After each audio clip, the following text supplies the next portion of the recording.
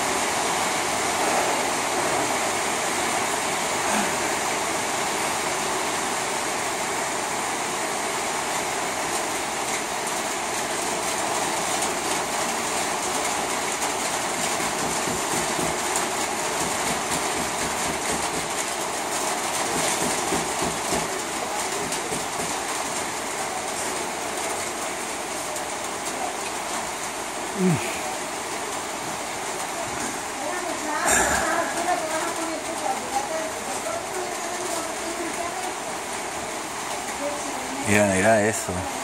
Eso es una nube entrando ahí, mira, bajitita. Una nube bajitita.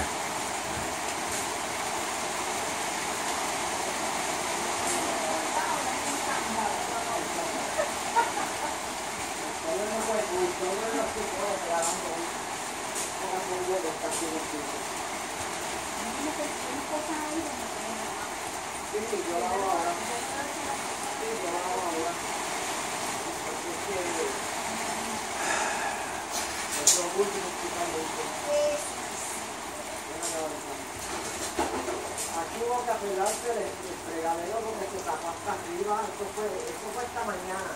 Aquí, bueno, yo no sé, una semana que